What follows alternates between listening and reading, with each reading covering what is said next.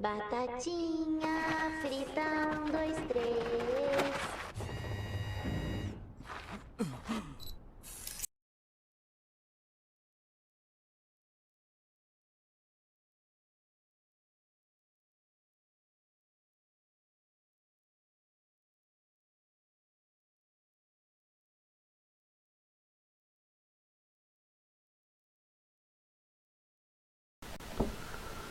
E aí pessoal, tudo bem?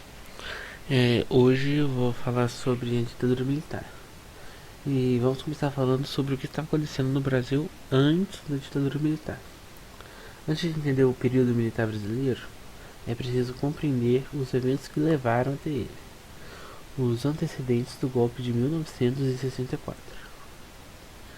O primeiro momento é marcado por Jânio Quadros, que assumiu a presidência em 1961 e nesse mesmo ano renunciou ao cargo. A partir disso, seu vice, João Goulart, foi quem assumiu seu lugar. A questão é que Jânio Quadros e João Goulart eram de partidos políticos diferentes e tinham projetos opostos para o país.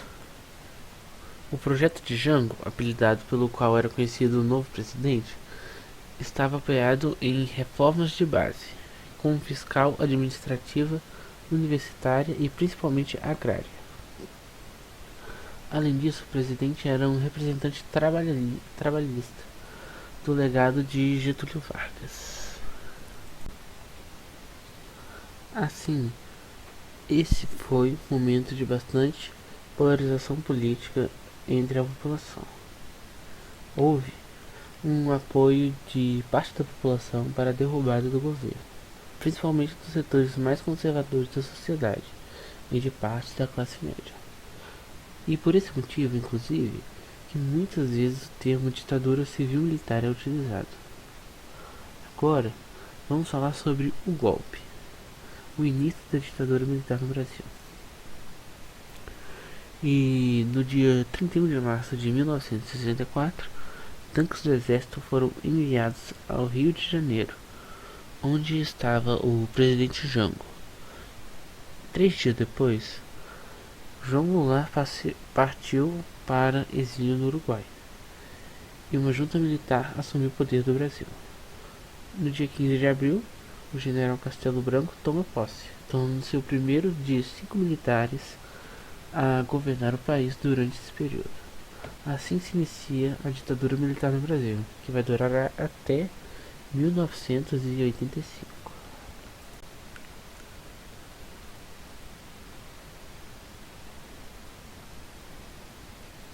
Para te ajudar a entender os acontecimentos mais importantes desses 21 anos de ditadura militar no Brasil, vamos dividir a história de acordo com os mandatos de cada presidente. Vale lembrar que as eleições para presidente nesse período foram indiretas e serviam como fachada. Eram processos antidemocráticos, pois o partido que estava no governo, o Arena, possuía o controle tanto da Câmara de Deputados quanto do Senado Federal.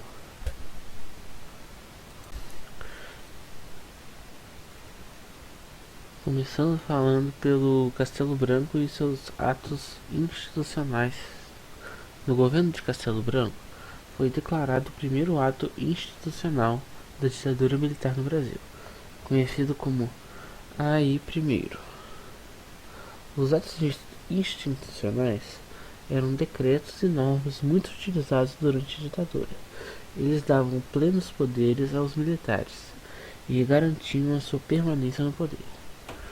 Dentre as principais medidas asseguradas pelo AI-1 estava a fim das eleições diretas, isto é, a partir desse momento as eleições para presidente seriam feitas pelo Congresso Nacional e não pela população, e nesse mesmo governo as eleições diretas estaduais também foram suspensas.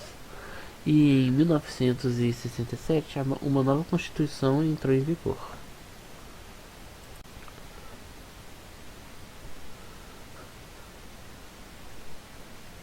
Agora falando sobre Costa e Silva e o AI-5. Quinto, o governo de Costa e Silva foi marcado por muita repressão, violência, tortura aos opositores do regime e restrição aos direitos políticos e à liberdade de expressão. A insatisfação de parcelas da população com as medidas antidemocráticas fez crescer o número de manifestações, sendo uma das maiores a faceta dos 100 mil. Nessa ocasião, o estudante Edson Luiz foi morto em confronto com a polícia, o que gerou grande comoção e fortaleceu a oposição ao regime.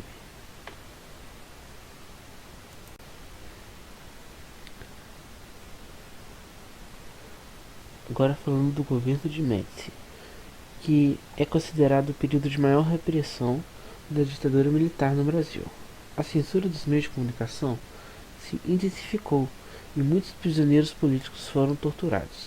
Afinal, os movimentos de oposição ao regime eram reprimidos por diversas frentes do governo militar. Além disso, o período também ficou conhecido como o milagre econômico. Isso porque algumas medidas econômicas adotadas pelo governo, como a restrição ao crédito, aumento das tarifas do setor público, a contenção dos salários e direitos trabalhistas, a redução da inflação, resultaram em taxas de crescimento do PIB acima de 10% e grandes investimentos em infraestrutura.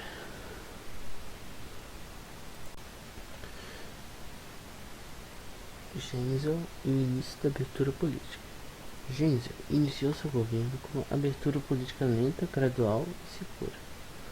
Na prática, isso significava a transição para um regime democrático, mas mantendo os grupos de oposição e movimentos populares excluídos dos processos de decisão política.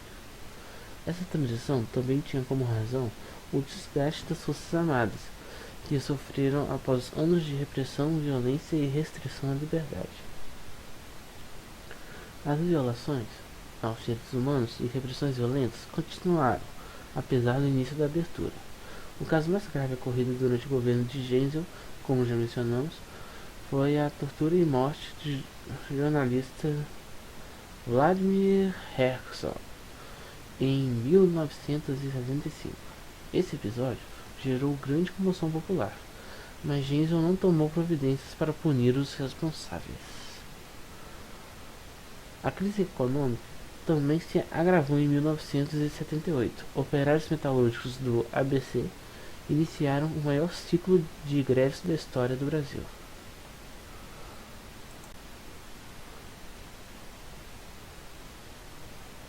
Agora falando sobre Figueiredo e a Lei de Anistia.